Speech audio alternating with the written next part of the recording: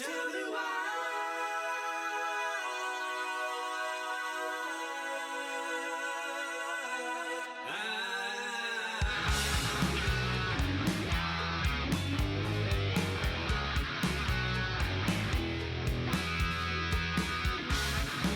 Hafeman Brothers Talking Packers.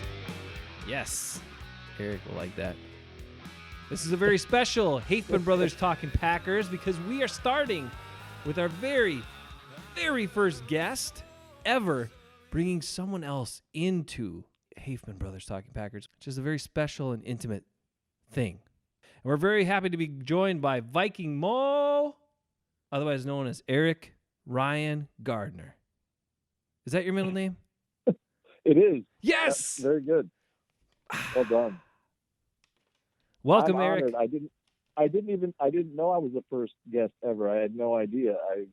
It's a very special honor to me. I feel like we're brothers from another mother. I wouldn't go that far because I would now. You are a Viking fan. But here's the thing, right? Ben and I were former broadcasters. Again, professional. We got paid. That's the only requirement there is that you got paid. That makes you a professional. Eric was also a professional broadcaster with us. And on top of it, this is the level we're taking this program to. On top of that, Eric is also a professional football official.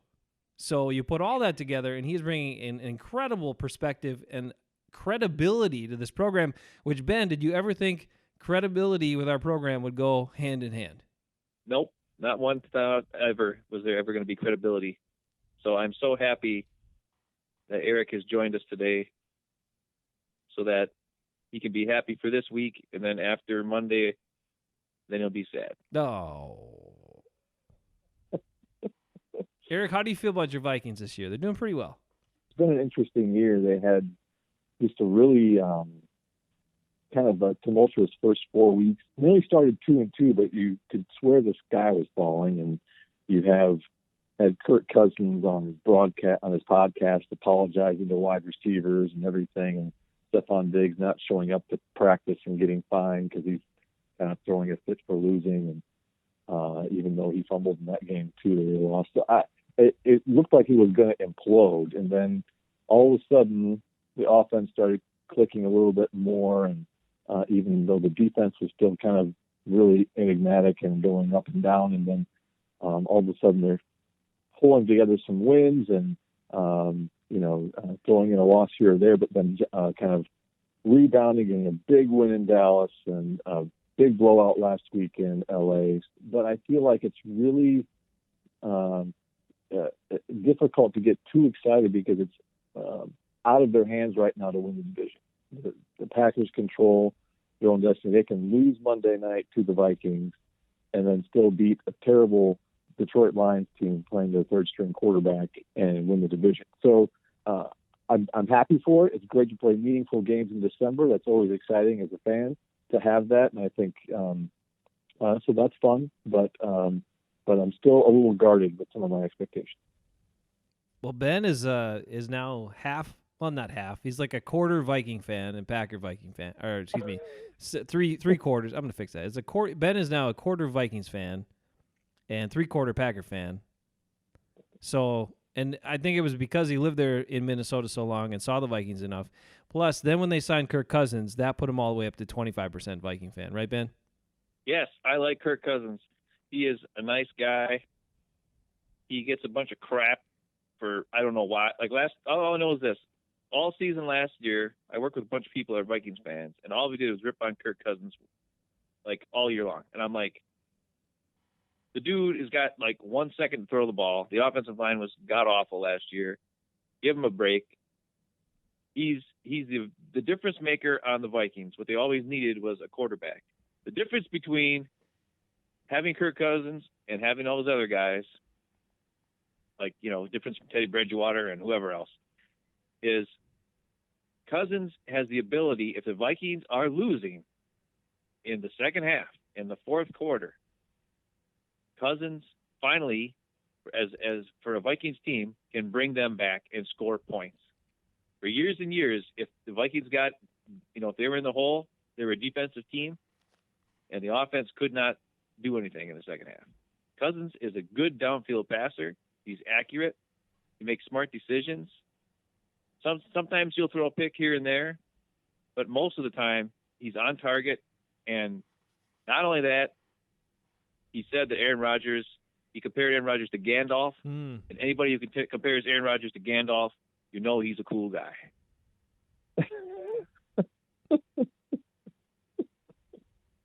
What do you think about Kirk Cousins, Eric? We don't get many Viking fans on this program, so what's your take on the Vikings quarterback who was under fire a bunch? And obviously, he signed a big contract, makes a lot of money, but how do you feel about him? Yeah, I probably, and it's probably more popular this year. He's having a much better season in terms of wins, but I felt like last season he threw over 4,000 yards and had 50 touchdowns, and that's really the best quarterback season that the Vikings have had since that Brett Favre year, the good one, not the bad one. Everyone, I think, got too hung up on how much he was being paid. They talked about his contract, even though, I think a day later, he was not the highest paid anymore, and they've had multiple others that are being paid more than him now, too. But they always seem to talk about him and his money. And I think, obviously, it's very well chronicled his struggles in primetime games and some of those things. But he played for a really kind of bad Washington team, and it was his first year with the Vikings, and new offensive coordinator, and it's a new offensive coordinator again this year. And so things kind of keep changing, right? So I think he played as well as he could have last year. There were some throws where you're kind of like, what was he thinking, and were they not on the same page? But this year it seems like I haven't seen really, really bad throws where I'm like, ooh, he shouldn't have thrown that. The interceptions he's thrown, one hit off Stephon Diggs' head, one's on a screen pass last week. They've been throws that aren't likely interceptions, and he's making good decisions, taking sacks when he needs to. I'm very pleased with how he's played, and I think he is a difference maker, and especially the game against Denver this year where he brought them back. It kind of shows to Ben's point where he has it in him. They have the ability to play from behind. I think they're a great, play with the lead type of team, but they have the ability now to play from behind and come back and make it a game in the fourth quarter. I mean, let's talk about that, right? Kirk Cousins compared to, let's go Viking history. Who did you used to think was a good Viking quarterback? Wade Wilson? I'm going way back. Tommy Kramer? Was he good? Well, you're already in a different era at that point, but I mean, if you're going, the best one, obviously, to me, is not really arguable, is Frank Tarkington, but that's a whole different era, right? Yeah. Otherwise, it's been more, not necessarily retreads, but we're kind of borrowed from other teams. So things like the Warren Moon years, where had some good statistical years. I love Warren Moon. Obviously, he was great, and I think the one rally down year was obviously a magical year. And otherwise, you're looking at Brad Johnson, who for a while had some good years. I forgot about Brad Johnson. Yeah, he was not terribly good, but he started for the Vikings. He was solid, but obviously not a superstar. But then there's really the Dante Culpepper years, which is, I guess, before his knee injury, mostly because probably of the weapons he had with Carter and Moss at that time. He had some pretty big years. I think one year probably would have won the MVP if Peyton Manning didn't break the touchdown record that year. But I'll say this, Eric.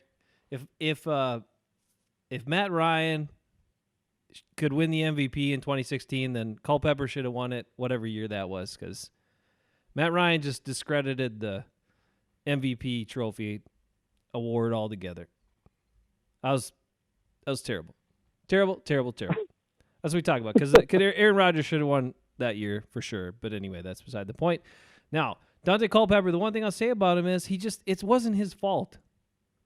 It wasn't his fault that his hands were not proportional to the rest of his body. He had such little hands. He was such a big guy with such little hands, and that's why he had the issues with throwing the ball and fumbling the ball. I mean, he did have some fumbling problems. He needs bigger hands. But yeah, maybe he was a good player for a while. But I think the fact that, what we're pulling at here is, nothing that's, no household names really anymore at this point. And, it's been a long time, and they wanted Bridgewater to be the guy, and before that, they just kept trying to find the guy with Forrest Jackson and that nightmare, and everything else was just wasted some years with Adrian Peterson at that time. But then what happens with Teddy and his knee, and I'm glad he's having success now with New Orleans, but he's a good kid. But I think people are underestimating, like, where would this team be at without Kirk Cousins? And I think it's easier for people to see this year, and people a little bit more on board. I think he's won a lot more people over this season, and he's played really, really well. Now, you probably don't realize this. Ben knows this because we've proven it. Ben and I have proven it, that someone inside the Packers organization listens to our program, because they take our ideas and then the very next week they actually make those corrections and things go better. We're hoping they listen to us again after this Bears game. But anyway, tell us, what do the Packers have to worry about in this game against the Vikings coming up on Monday? I think really on both sides of the ball, it's going to be the edge rushers. When you look at the Viking side of the ball, Daniil Hunter obviously had a monster week last week and forced 2 fumbles, had a sack, 3 sacks the week before. And there was a lull there where he wasn't getting sacks, but I think what people don't know is that he leads the league in pressures, quarterback pressures, and he's on pace to have over 100 quarterback pressures on the season, which has only been done 3 times before since they've been keeping the stat. So he's constantly getting around the quarterback. So I think him, especially with Everson Griffin, who's had really a bounce back year, that matchup against Balaga and Bakhtiari will be a big part of the success of the Packers, and how well they block those guys. And it'll be interesting to see if they try to help them out with any chips or tight ends from running backs as well. So I think that, and I think on the flip side, how well can the Vikings block up, Zadarius Smith, and I know even last week I saw the rookie for the Packers, Gary, get some good pressures as well. So I think that's going to be the key. Both sides of the ball, how well are they going to be able to block those edge rushers? Yeah, Rashawn Gary had one decent rush last week, but he hasn't done much this year. We can tell you that. Okay, this is interesting. You talk about the Packers tackles. We have it from our perspective, Ben and I, about what we think about. What do you think about the Packers' 2 tackles? I think they hold all the time. They get away with it. I've seen some games now where Bakhtiari is getting called for some of these holds, and he's also very good at drawing illegal hands. The face penalties are not really there, but that helped him win the Detroit game early in the year. So I beg to differ, brother. It was there. Now you're going too far. That 25% Viking fan in me is now gone. Oh. How dare? That is blasphemous. And come on, if you watch all offensive linemen hold all the time, so give me a break on that stuff. Come on, man. No. He holds. I'm not saying that. Hey, Bakhtiari holds all the time. No, I'm telling Eric. If you can get away with it, that's fine. Those hands to the face calls were happening all game in that Lions game. All game. And Bakhtiari went up to the official and he said, "Hey, are you ever going to call this or what? Because I'm getting sick of this." And the very next play, the guy did it again, and he called him on it. And then later on, the guy did it again, and they called him on it. It was stupid. Once you get called for a penalty, don't do it a second time. That's why the Lions lost that game. So if you want to bring that crap up, learn your stuff, brother. Ben, he's an official, man. He wears the stripes. Give him a little attitude here. Oh, yeah, that's right. I apologize. You're beating up an official. But he should be used to that then. He should be used to people yelling at him for no reason. He is. And he's used to you yelling at him for no reason, just not in several years because we haven't seen him that much. But, Eric, continue on with your Viking stuff. No, it's true. It's it's always good to hear Ben yell at me again. There's a lot of missed calls to the game. There's a lot of misjudgments, and obviously the officials in the NFL are like under crazy fire this year, and what they're doing pass interference we could talk about for hours just by itself.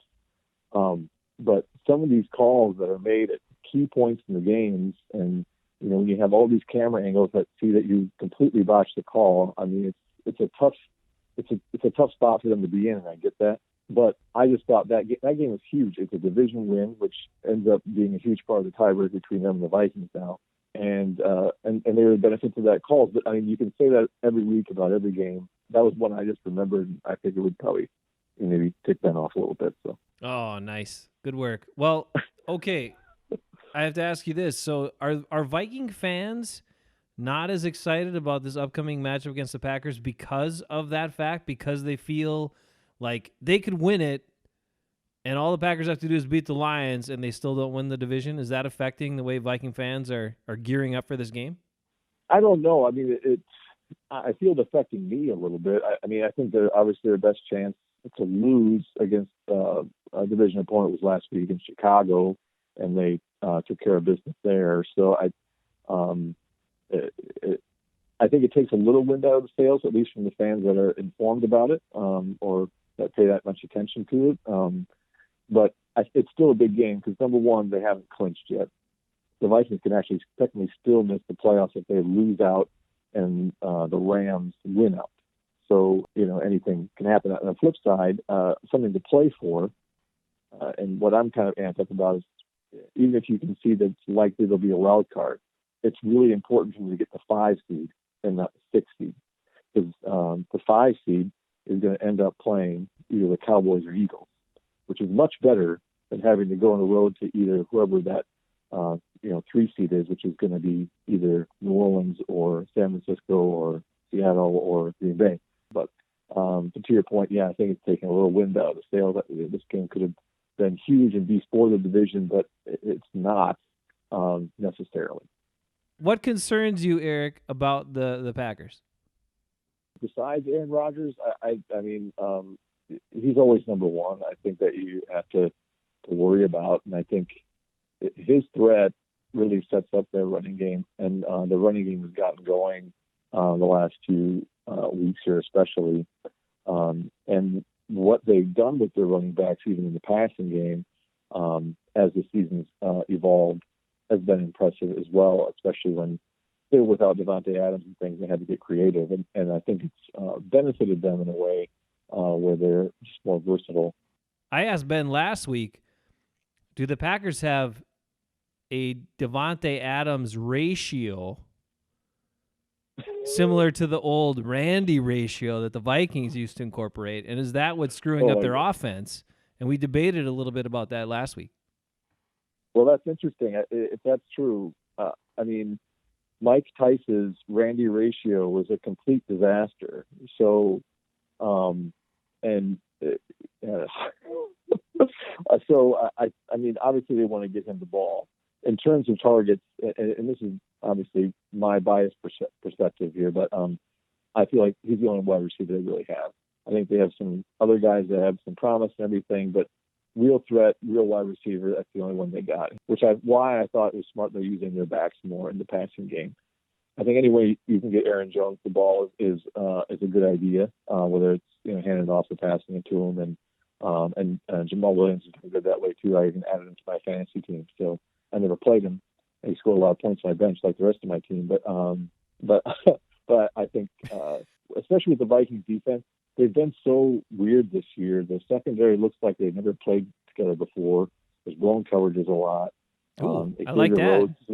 I like that. Yeah, blown coverages. We'll take some of those. All right, what else you got for us? Listen, Matt LaFleur, take this information.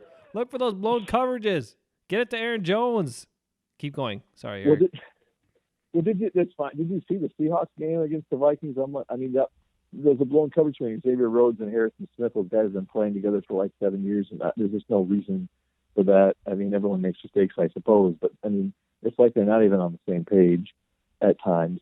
And the run defense is kind of weird. They can completely shut down Ezekiel Elliott in Dallas to like 2 yards of carry, and then they can't stop the Seattle offense, and they ran for over 200 yards. For the first time in a long time, especially under Mike Zimmer, it's really hard to trust the defense right now. And I'm still a little worried about the matchup with Devontae Adams, and I'm worried about the matchup with obviously Aaron Rodgers, and then are they going to be able to stop the run enough to keep them off balance.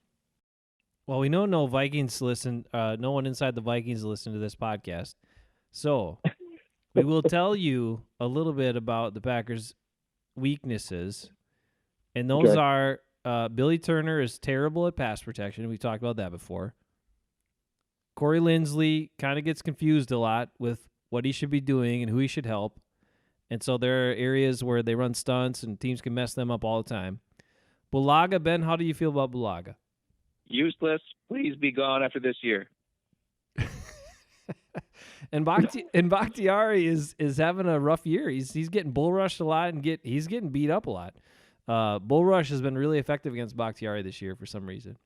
So those are ways you can attack the Packers O-line. And then if you just double other guys and leave Jimmy Graham open, what happens half of the time they throw to Jimmy Graham, what happens, Ben? Jimmy Graham drops it or he catches it and falls down. It's true. Jimmy Graham. Here's the thing, Mo. This is all the Vikings have to do on defense. Are you ready? Yep. We would have talked about this earlier during the Bear portion, but I'm going to bring it up again. The Packers, are you ready for this? I'm ready. They passed the ball 33 times, okay, last week against the Bears. 33 times. 13 of those attempts were to Devontae Adams. 13. The Devontae ratio. Okay. That's the Devontae ratio. I think you need to call it like the Devontae denominator. Okay, we'll try. Okay.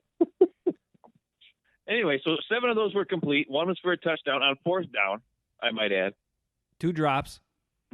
They went for it on 4th. Yeah, he also had 2 drops. They went for it on 4th down 2 more times where Rodgers, instead of throwing a 5-yard pass on 4th down, he kept trying to throw it 25,000 yards deep, trying to catch him. They caught him on the first time. You're not going to catch him anymore after that because the Bears are going to look for it this time. But he kept doing it like a dummy. The next highest targeted player, there is a tie between 2 guys who have trouble catching the ball. Geronimo Allison had 4 targets and 2 catches and a drop. Jimmy Graham had 4 targets with 1 catch and a drop. And then the next targeted guy was Alan Lazard, who is a sneak attack guy. You should look out for him, Mo. He had 3 targets and 2 catches. And I think they were both for first downs. Okay. Then the next was 2 targets for Tanyan, and he had 1 catch. And I think Jamal Williams had 2 targets and 1 catch. Aaron Jones, 0 targets. Ugh. Aaron Jones. 0. The secret weapon of the whole offense, where when he gets the ball, they move downfield. 0 targets in the passing game. The Alvin Kamara of the Packers. The playmaking, awesome weapon. 0 targets. Inexplicable. The other problem, our sneak attack white guy, Kumaro! Jake Kumaro. Kumaro! 1 target, 1 catch, 49 yards, 7 broken tackles, awesomeness 100%, gets 1 target. So, Bo, all you have to do, okay, as a Viking secondary, even with Xavier Rhodes, who's been having a rough year, just put 2 guys on Devontae. Because Aaron Rodgers, when he gets the ball, he looks at Devontae.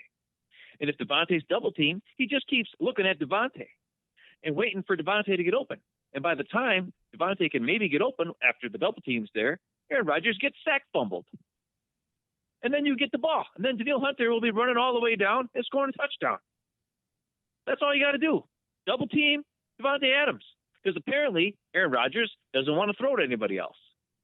13 attempts to Devontae Adams. 4 to Geronimo Allison, who can't catch. 4 to Jimmy Graham, who can't run or catch. I don't get it. Vikings don't even have to do anything. The Packers will self-destruct on offense on their own unless they get the ball to Aaron Jones, Jake Kumaro, Alan Lazard, and then also Devontae, but not every time to Devontae because teams can take him away. And the Vikings and Zimmer are smart enough to do that, I would think. On defense for the Packers against the Vikings, all you got to do is run the ball. Run the ball, run the ball. Play action, throw it deep. The Packers secondary has had misassignments all year long. Big plays, big, huge plays to tight ends. Look for Rudolph. He's going to have a monster game. Don't do any, to the Packers, you don't want to attack them between 5 yards downfield and 15-yard downfield because they cover that. But they don't cover anything before 5 yards. So you can have a bunch of out routes. Or you can do play action, max protection, and throw it 25 yards because they don't cover anybody 25 yards downfield. So there you go. That's how the Vikings can win. We just told you everything. Now hold on. I set Ben up to be way too negative here, and for our Packer faithful, we feel a little bad. We want to be positive. The Packers are 11-3, and so what we're doing here is we're doing this as a warning. So for the Packer insider that listens, this is the warning to take these vented things that we're giving to Viking MOE right now to turn in. As he was hired by Kraft Productions or whatever that equivalent of that is for the Vikings, to give them the inside scoop from Hafeman Brothers Talking Packers. We are giving you the warnings, Wilf Packers. Productions. What is it? Wilf Productions. Wilf. Okay. Wilf. Ziggy Wiggy Productions. Right. I got it. Okay. So anyway, the point being, Packers, identify what you don't do well and don't do that anymore. Football is that simple sometimes. Just don't do the stuff that's not working. So we're giving you that. We're giving you that nudge here. And we hope the insider passes it along this week and they take us serious. This is a program where sometimes it's therapeutic. We get things out and then we feel better. So what do you have?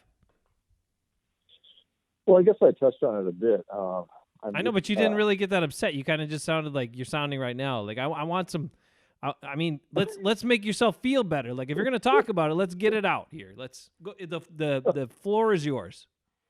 All right. Well, it's what's frustrating when I'm seeing a lot of games is the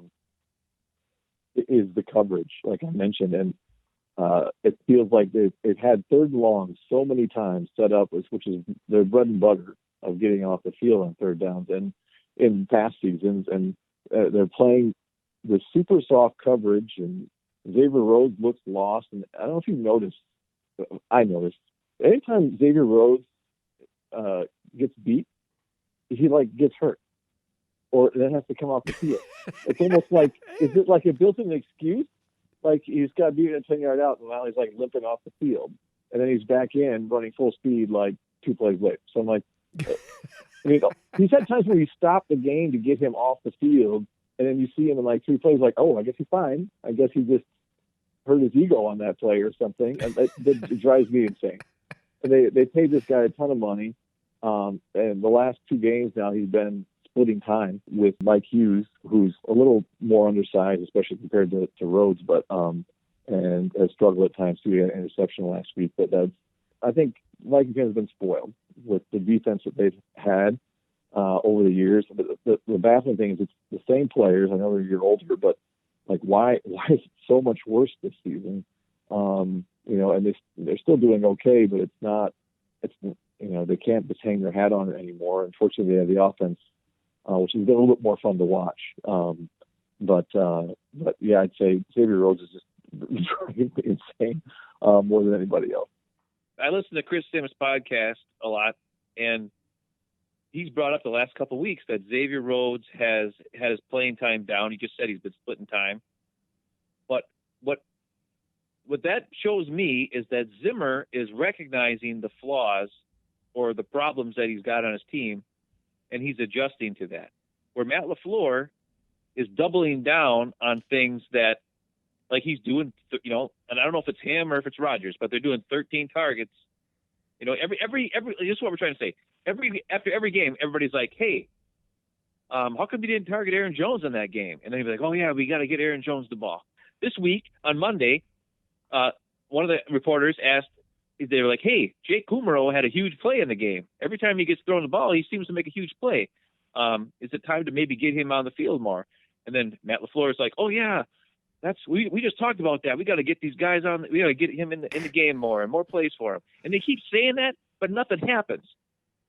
But what Chris Sims is saying is that Xavier Rhodes has had a rough year, and Mike Zimmer has changed. Like he at least has adjusted.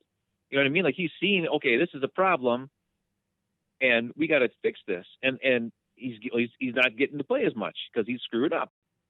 All right, Eric, what's your prediction? Ekis likes predictions, and he's one of our faithful Hafeman Brothers listeners. So what is your prediction for this game? Well, I'm really bad at predictions. I think Ben and I are too, but Ekis keeps asking for them. So even though we say we don't like doing predictions, we have to do them. We are compelled by our super fan of the week, Jason Ekis, super fan of the week. Wait, that wasn't loud enough. Oh my God. Super fan Jason Ekis of the week. Been with us since episode 1, second 1, minute 1.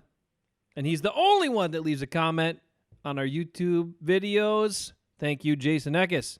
And your daughter, Berkey, for subscribing with that little 3-year-old hand. She smashed that subscribe button. Don't you forget to subscribe and like and comment, just like Jason Ekis and his 3-year-old daughter, Berkey. Continue on, Eric. Sorry, I got to get that in there. No, that's, give Ekis his props for sure. So I think I asked you to make a score prediction. You did. Yeah, go ahead. I'm sorry. You did. It should be interesting. I think about the first matchup. It's hard because it's week 2, a long time ago. The Vikings basically spotted the Packers 21 points right away in the first quarter, that block punt, everything else. But they came scraping back with a chance to win, first and goal at the 8-yard line, and that's when Cousins threw that, probably the worst pass of the season that he's thrown, in that interception in the end zone, that ended their chances in that game. But the Packers offense, I'm getting to a prediction here, but we thought we'd kind of get better through the season, and there's been moments, but there's been times where it just seems to be stalling out. And I know they just played a really good Bears defense last week too, but what I was really impressed with in that game is how well they blocked Khalil Mack in that game, on both sides, even Balaga. So I'm a little concerned about that, but I think it's a little harder playing on the road in U.S. Bank. Aaron Rodgers has still not won there. And I'm knocking on wood here. I think that's real wood. And I guess I'm going to look for that to continue. I think the fans are going to be fired up. They know they need to win this game to get in the playoffs at least, and hopefully get some better seeding. So these games are always close. So I'm going to keep it within a score, and I'm going to say 27-24 Minnesota. Ben, do we like Eric's prediction? Not at all. That's a terrible prediction. He should stay away from predictions all the time. He doesn't know anything. He's got the wrong team. He's got the total wrong score. He's got the wrong Oh my gosh, that's terrible. I don't know if we can ever have him back after that. Oh, classic. Now, before we get to Ben's prediction, Eric, would it be worse as a Vikings fan to have the Vikings win this week over the Packers and then either lose or somehow still lose the division title to them in the last week? Or would it be better just to lose this week, get it out of the way, and then be done with it? You want to beat your rival. You want to get momentum. You want to protect your home field. And it still would clinch them a playoff spot. And you don't want to go into the last week of the season potentially playing for your playoff life. I think it'd be better to kind of have that locked up and then play for seeding last week. So I think definitely people are going to be amped up here, especially on Monday night, to try to win this game. So, all right, Eric, you're 0 for 2. You're 0 for 2. Terrible prediction, and then the wrong answer here once again. I'm sorry. If I had a buzzer, you would have got it there. That's the wrong answer. Okay, wait. You asked him a stupid question, Jason. That was a stupid question. When have I asked a non-stupid question? Tell me. Okay. Well, you should have asked Go him. ahead. This is my question to you, Eric. would it be better? Please refer to him For as the Vikings, Viking Mo. Would you rather have the please Vikings refer- win today or win on Monday, and then who cares whether they win the division or not? But then they meet in the playoffs, and then they lose to the Pack. That's what's going to happen. Either way, Ooh, it doesn't matter whether you win or you lose on Monday.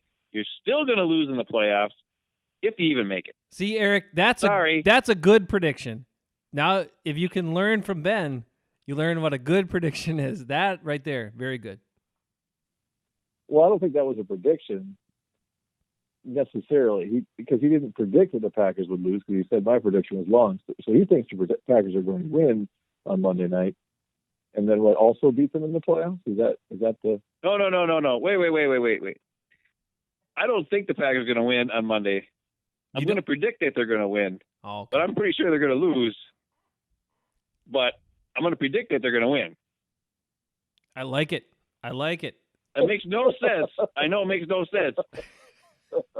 My brain is telling me there's no way the Packers are going to win, but my heart is telling me predict the Packers to win. See, that's how a Packer fan thinks. That's me. And we know there are ways they can win. Aaron Jones. Yeah, Jake Kummerow. That's the most Kummerow, frustrating thing. Alan Lazard.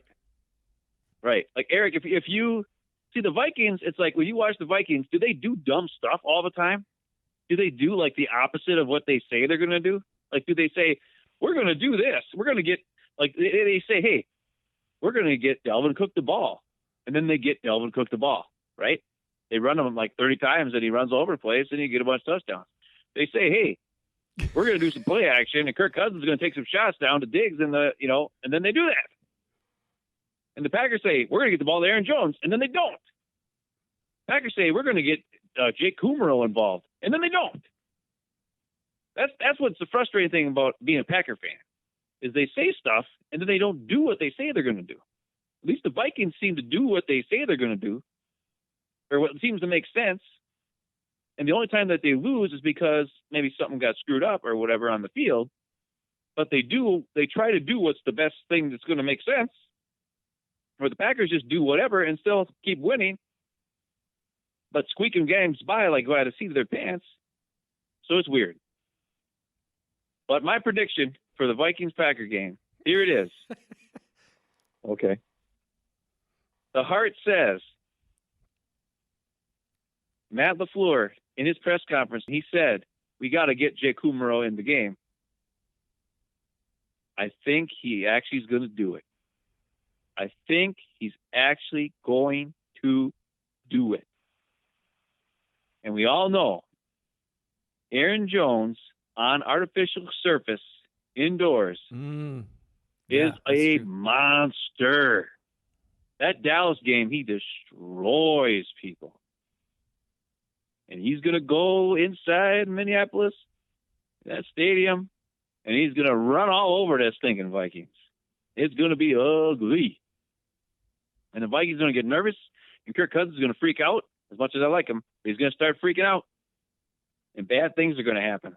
And I can tell you this much, Aaron Rodgers ain't going to be like Phillip Rivers and throw up 7,000 wounded ducks for you guys to just pick off and like fumble the ball for no reason and all this kind of – your Vikings ain't going to get 7 turnovers against the Packers. I can tell you that. So Packers are going to win, and Kirk Cousins is going to throw 3 picks. No. And it hurts me to say it. We like Kirk. We like Kirk on this program. But Darn. Packers will score 28. No, Packers will score 35. 35, Vikings, 17. No. Woo. They're going to destroy them. 35-17, they're going to destroy them. Yeah, but Ben, what would that do to the national narrative about the Packers? That's going to wake everybody up. Man. Everybody's going to be like, what? What is this? And then they're going to go to the Lions indoor stadium, and Aaron Jones is going to destroy everybody again. How does that make you feel, Mo? 35-17. Vikings aren't even going to show up. They're going to be like, what happened? I was thinking about Christmas, and all of a sudden now it's going to be a sad Christmas. I think, well, that's interesting.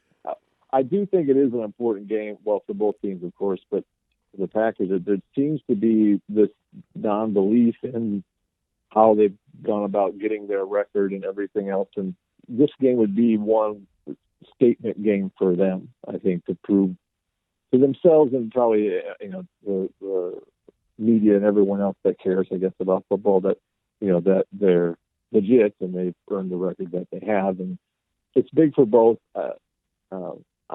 I would personally hope, since I'm going to the game, that it wouldn't be a blowout. I'd like to have a close game regardless, so it's exciting the whole time. And you guys have some wisdom, because when I think about the Packers, I'm most worried about players like Aaron Jones and Devontae Adams. And if they can commit to the run, they could have some success. It'd be interesting to see. You could the other key point for the Vikings, they could have one of their D linemen cover Jimmy Graham, just if they want to mix it up. He would stay with them. We're serious. I guarantee every defensive lineman on the Vikings is faster than Jimmy Graham. There is no doubt. Who is the slowest defensive lineman on the Vikings, Mo? Probably Linval Joseph. Okay, Linval Joseph, if he was in a sprint, a 40-yard sprint with Jimmy Graham, he would beat him by 10 yards. And not only that, if at the end of the sprint they'd have to catch a pass, he would catch it, and Jimmy Graham would probably drop it. Just saying. And that's $9 million we gave that guy. And we cut Jordy Nelson. We cut Jordy Nelson to sign that guy. That's ridiculous. That's ridiculous. We're not going to bring that up. I think now's the time to get Jordy back. He's got to get off the farm in Kansas and come back to the Packers for the stretch run here. That's what we need. Wait, he's 40 by now? He's not that old. And he's been working the farm, man. No. Oh, well, okay. And he'd pick it up just like that. You wouldn't even have to tell him stuff to do. He didn't have to know the plays. Just be like, Jordy, just run out there and, get open. Find a soft spot in the zone, and Rodgers will throw it to him. He'll look at Devontae first. When he's not open, then he throw it to 87. And sure, Jay Sternberger will have to go back on, you have to go back on inactive or whatever and give up his number. I don't care. Hey, wait, I got to worry. I got to ask Mo about this worry. All right, this is one thing that could derail my prediction. Ben worries about a lot of things, so let him ask. Yeah, Go ahead. Okay, so the Vikings drafted a tight end this year, right? Wasn't it Irv Smith Jr. or something like that? Correct. Is he any good? He is, I think. He kind of touched on last week. They do a lot of two tight end sets, even some jumbo things with two tight ends and a fullback. And you've probably seen that if you watch any of their games. And they'll do that stretch zone run and play action out of it. So they use both Irv Smith and Kyle Rudolph. And Irv Smith is much more athletic than Kyle Rudolph. Actually, when I was thinking that, I don't know if Kyle Rudolph could beat Jimmy Graham in a foot race. It's like a refrigerator with legs. So, and he does the same thing too, where he catches it and he falls down. I don't think he can break a tackle, but he's got, pretty good hands. So there's that. And his blocking's improved. But Irv Smith is much more athletic. He looks like kind of more of a big wide receiver. They will split him out wide, and they'll use him obviously in line, and much more explosive player, especially up the seam, can really stretch the defense. So I like him. Still a rookie and learning, but he's made some plays and made more of them as the season's gone on. All right, I'm calling for it. I want Jimmy Graham, Kyle Rudolph, and Jason Witten in a foot race. Oh, my God. I want it televised, and I want it timed. Wait. You got to put Linval Joseph in there. Okay, yeah, we'll get somebody else in there. Linval Joseph, can he beat all three of those guys? That would be something. I would watch that. I would. Anything else serious for Viking Mo, Ben? We're almost ready to wrap up our Viking portion of this week's episode. I got to change my prediction because I forgot about Irv Smith Jr. That screws everything up. It's no longer going to be 35-17. I screwed it up. It's going to be 28-21. I forgot about the double tight end formation. The Packers can't stop that, which means they're going to have one less possession or two, which means that's one less touchdown, and then they will stop them one less time. So it's 28-21. The Packers win, not Vikings. Yeah. I didn't change it like completely. Just That was assumed, Ben. But the thing is, Eric, the Packers have struggled all year long with covering people in the middle of the field. I'm sure the Vikings have seen that on all the tape. And so it doesn't matter who your tight end is. When he plays the Packers, he's likely to have a big day. And sometimes the Giants had their fourth string tight end, and he caught like 5 balls for 80 yards or something like that, right? Yep. And sometimes it might be 2 of your tight ends might have big days, or maybe even 3. It really depends how many you want to put in there, because they'll all have success. Because that's the way it goes against this Packers defense. We don't understand it. We don't understand why every time on 3rd and long they leave guys wide open in the middle of the field, the easiest possible throw. But that's what they tend to do. So I'm sure we'll see some of that as well on Monday night. Ben made me think of something. I think I had to change my prediction too. Oh, I yes. think it's going to be 26-24 Vikings because Dan Bailey will miss an extra point because I think they're like 89% on extra points, and his field goal percentage is higher than his extra point percentage right now. Wow. So he missed 4 on the year. So I think they'll miss an extra point, but otherwise it'll be safe. Well, I'll tell you what, Mason Crosby might make you sweat sometimes, but I don't think he's missed one this year yet.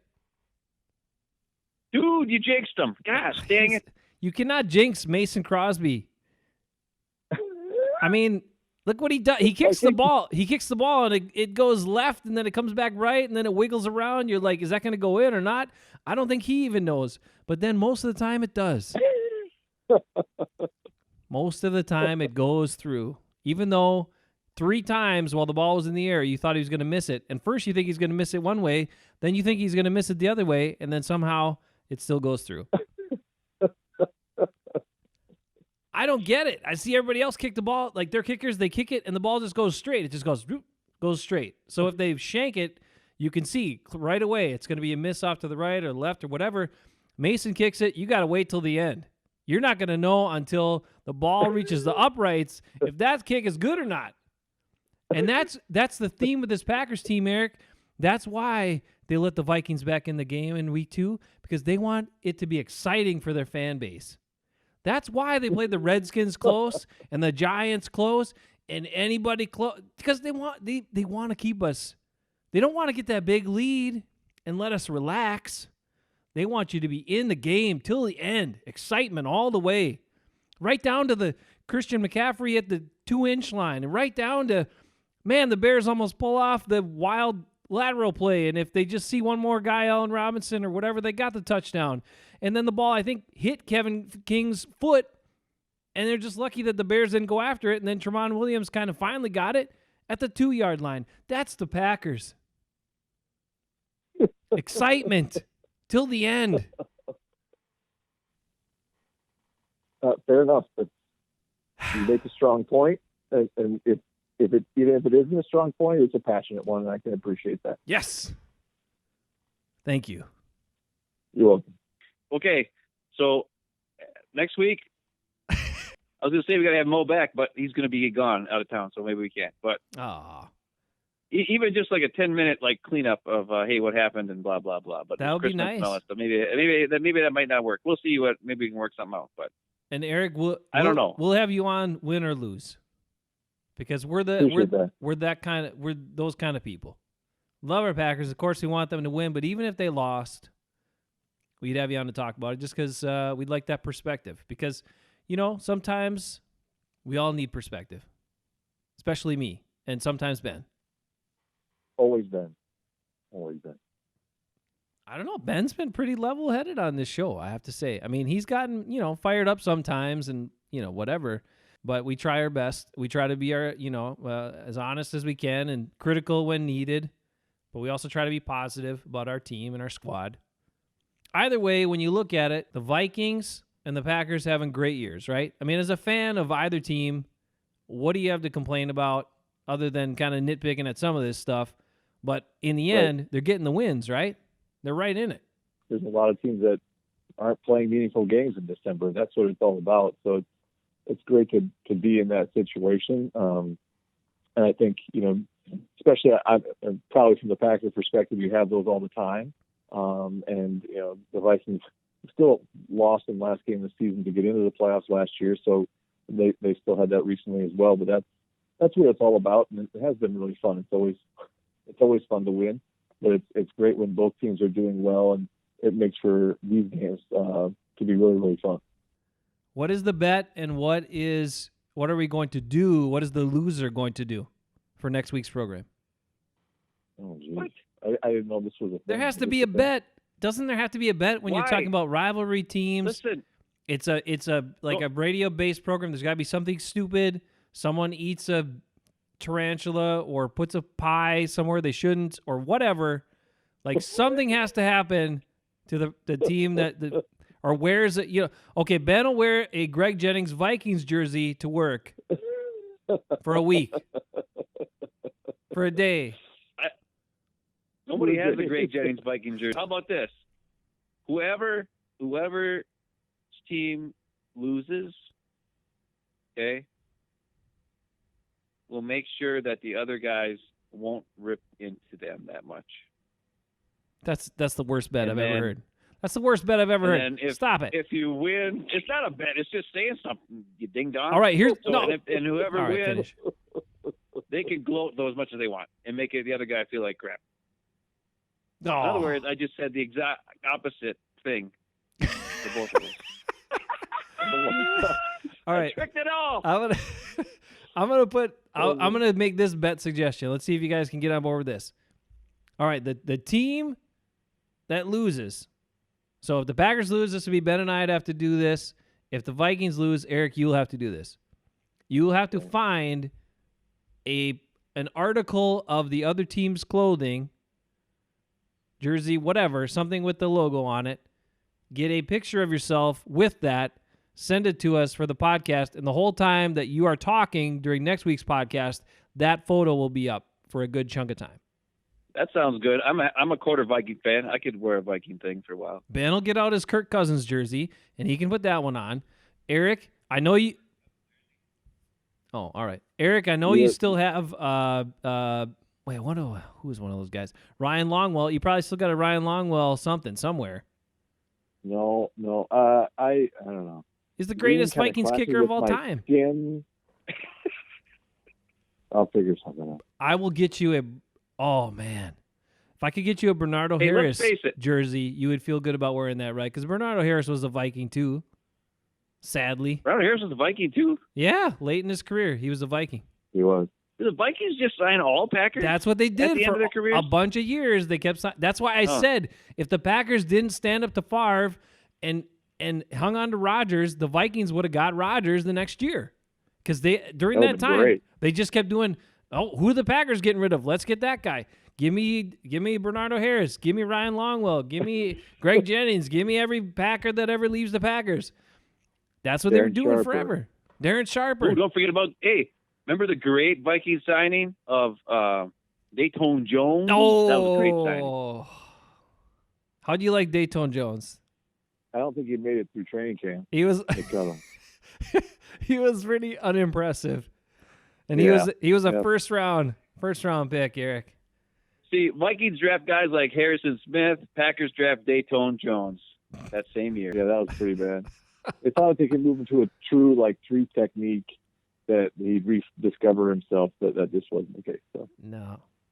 All right, we'll work on that, but some sort of photo. So Eric, you got to hope your team wins. That's all I'm saying. Because I don't have a Bernardo Harris jersey, but darn, I'd like to come up. Actually, I'd like to have one. Bernardo is one of my favorite guys. Superimpose something or something. We'll Okay. figure it out. All right, Viking Mo, thank you so much for your time. All of your nuggets of information that you've given us and by way of us, the Packers organization, and prep for this game. We appreciate that very much. And you know what? Have fun at the game. I hope it's a great game. But again, in the end, we hope that the Packers win. And I'm sure you hope the Vikings win. That's accurate. And thank you for having me. I like I said, I didn't know I was your first guest ever. So I really, truly am honored. And it's always fun talking to you guys in one form or another, and always entertaining, if nothing else. So thank you. Now, I'm just putting this out there. There are a couple of brothers in Minnesota who could potentially do the same thing. That's right. you may not have as creative of a name as we have for our show, but What is it? Just the Hafeman Brothers talk about the Packers? Yeah, it's very creative. it's pretty close. Hafeman Brothers Talking Packers. Oh, okay. Which gives us some latitude because sometimes we go off on some tangential areas, but it does give us a little latitude what we talk about. It's usually Packer related, sometimes a little bit off the map, but whatever. Anyway, I'm just saying, man, if you and your brother would like to do something similar for the Vikings, it's not so hard. And just think about the possibilities down the road where we could do joint shows for Packer Viking Week or something similar. That would be pretty wild. That is wild. I don't know if I could get my brother to talk that much, but it's an idea. I would say if I all those pictures at Viking games, he has a beer in his hand. I mean, a couple of those usually get people talking. So maybe you just start with that and then start recording after he's had a few of those, and I bet you'd get him talking plenty. Well, the other problem is that he swears like sailors, so I mean the audience would have to be, it'd be MA kind of only. So there's some barriers to get over there, but I like the idea. All right, you take that under advisement. You think about it for a while, and next week we'll talk to you following this game. Thanks so much for all your time and hanging with us. It's been fun, and we'll do it again next week. Awesome. Thanks for having me. Close to home.